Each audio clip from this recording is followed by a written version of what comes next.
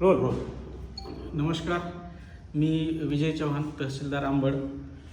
नैसर्गिक आपत्तीच्या अनुषंगानं सप्टेंबर 2025मध्ये जी काही अतिवृष्टी झालेली होती त्या अनुषंगानं जवळपास आपल्याकडं 79,795 शेतकरी बांधवांचे खाते आपण अपलोड केलेले आहेत.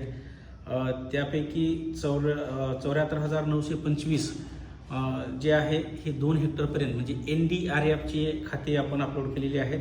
त्यासोबतच 4,870 एवढे जे काही खातेदार आहेत ते SDRF म्हणजे 2 हेक्टर ते 3 हेक्टरचे खातेदार आहेत. जवळपास आज रोजी आता मी जो काही आकडा घेतलेला आहे त्यापैकी 71,599 एवढ्या शेतकऱ्यांच्या खात्यामध्ये पैसे पडलेले आहेत. म्हणजे त्यांच्या खात्यामध्ये पैसे ऑलरेडी गेलेले आहेत. त्यापैकी 4,391 खातेदार असे आहेत की ज्यांची EKYC पेंडिंग आहे. ते EKYC पेंडिंग असल्यामुळे त्यांच्या खात्यामध्ये पैसे पडणं शक्य होत नाही.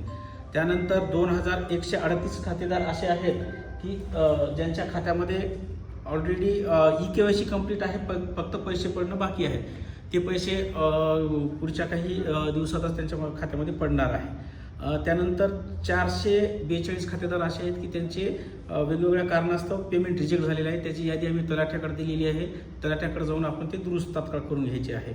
आणि आज आमच्याकडं 175 लोकांचं खाते आम्ही अपलोड केलेलं आहे. म्हणजे जवळपास आपलं 96-97% खातेदाराची आपण कारवाई आपल्याकडून पूर्ण झालेली आहे.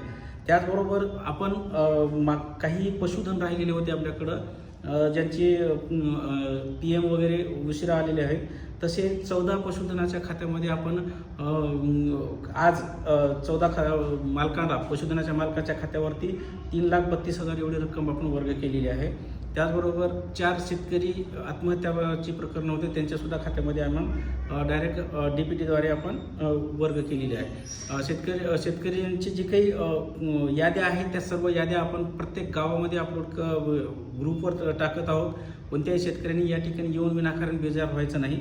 काही शेतकरी असे राहिलेले आहेत की ज्यांचे 2 हेक्टर किंवा 3 हेक्टरपेक्षा जास्त क्षेत्र असल्यामुळे 2 गावात क्षेत्र असल्यामुळं त्यांचे पैसे पडत नाहीत.